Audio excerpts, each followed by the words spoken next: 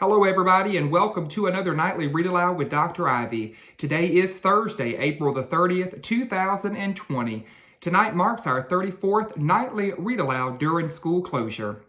My name is Trevor Ivey, and for those of you that are just now tuning in for our Nightly Read Alouds, I am a proud educator in Sumter County, South Carolina, and like so many of my educator colleagues right here in my very own community, across the state, the nation, and even the world, are stepping up and out of their comfort zone to completely redesign teaching and learning experiences to keep our children meaningfully engaged during this very challenging time when schools are closed.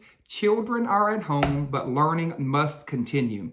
To that end, I have committed myself to contributing to this worthy cause by engaging in a nightly read aloud each school night at 8 o'clock p.m. Eastern Standard Time. Tonight, as I said earlier, marks our 34th Nightly Read Aloud. We are in week number 7, night number 4. And for tonight's Read Aloud, I have selected a childhood favorite, Where the Wild Things Are. Boys and girls, have you ever had very vivid dreams of moving away or leaving to some different area, different territory, where you are just having the most wildest dreams ever, just to escape maybe troubles around you? Well, that is what this classic favorite, Where the Wild Things Are, is all about. The story and the pictures are both by Maurice Sendak. Let's find out what this book is all about, Where the Wild Things Are.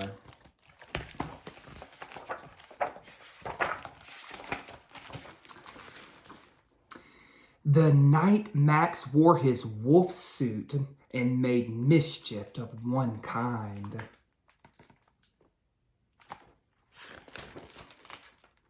And another.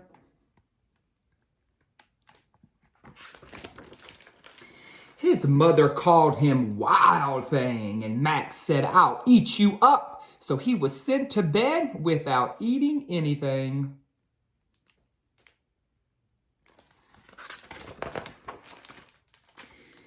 That very night in Max's room, a forest grew inside of the room.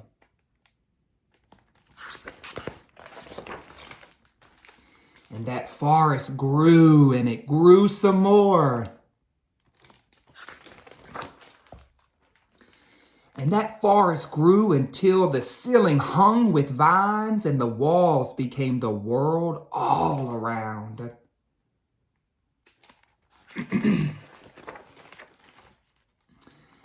And an ocean tumbled by with a private boat for Max, and he got on and he sailed off and away through night and day.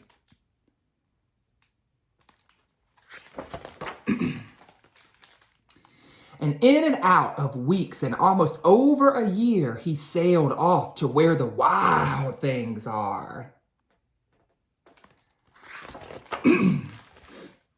And when he came to the place where the wild things are, they roared their terrible roars, and they gnashed their terrible teeth, and they rolled their terrible eyes and showed their terrible claws.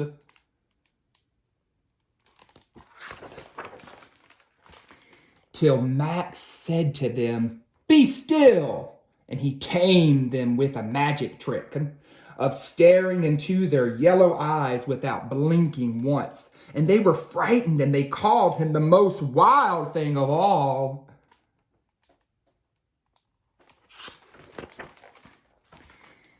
And they made him the king of all wild things.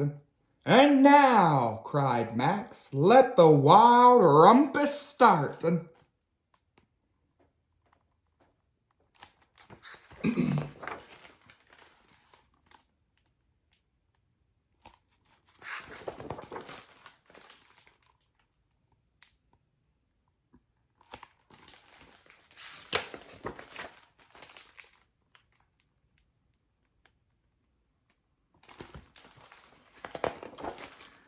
"Now stop," said Max, and he sent the wild things off to bed without their supper, just like his mother did.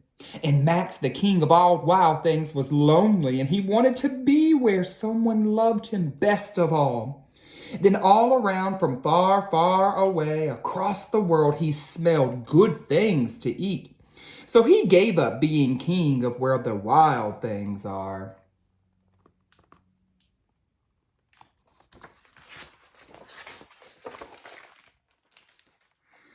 But the wild things cried, "Oh, please don't go. We'll eat you up. We love you so." And Max said very loudly, "No." The wild things roared their terrible roars and gnashed their terrible teeth and rolled their terrible eyes and showed their terrible claws.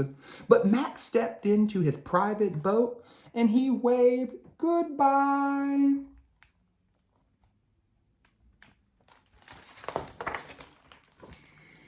And sailed back over a year, in and out of weeks and through the day.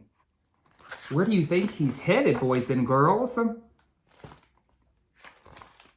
And into the night, he found his very own room, where he found his supper waiting for him.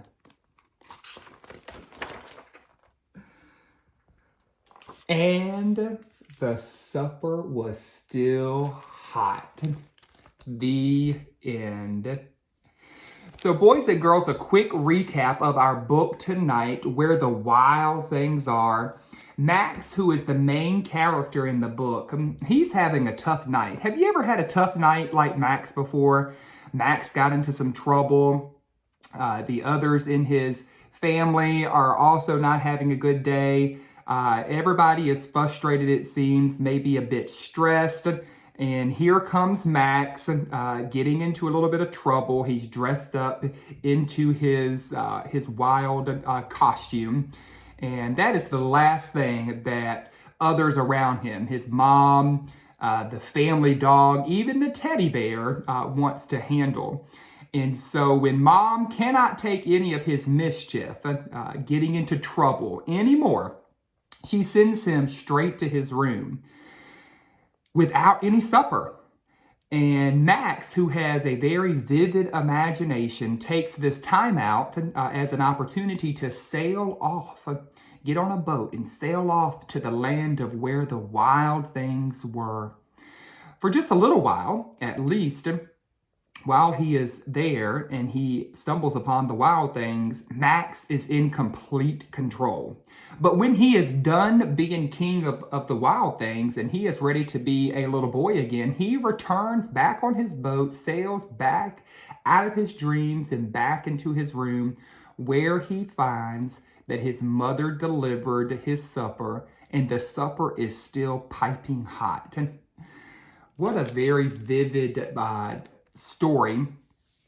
Great imagination. I hope you enjoyed it. I certainly had vivid memories of hearing that story many, many years ago for the first time in my early grades at school. So boys and girls, before we say goodnight, before you go and brush your teeth and get ready for bed, let us take time to engage in our nightly reflection. Our 4 questions. Let's start with question number 1. What was your most favorite thing about today? Take a moment to share with your parent, your older sibling, younger sibling, or your fuzzy friend. What was your most favorite thing about today?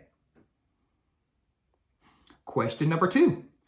What was your least favorite thing about today? Take a moment to share with your parent, your older sibling or younger sibling, or fuzzy friend. Question number 3. If you could go back and change one thing about today, what would you change? Take a moment to share with your parent, your older sibling, younger sibling, or fuzzy friend nearby. And question number 4. What is one thing that you hope is going to happen tomorrow? All right, boys and girls, that does it for our 34th Nightly Read Aloud. I hope that you will tune in tomorrow as we bring our 7th week of Read Alouds during school closure to an end with another fantastic family fun read aloud. Remember, if no one has taken the opportunity to tell you that they love you today, if no one has told you that they care about you today, boys and girls, Dr. Ivey is here to tell you that he loves you and he cares about you so very much. Stay safe, everybody. Sleep well. And I hope to see you tomorrow for our next nightly read aloud during school closure. Good night.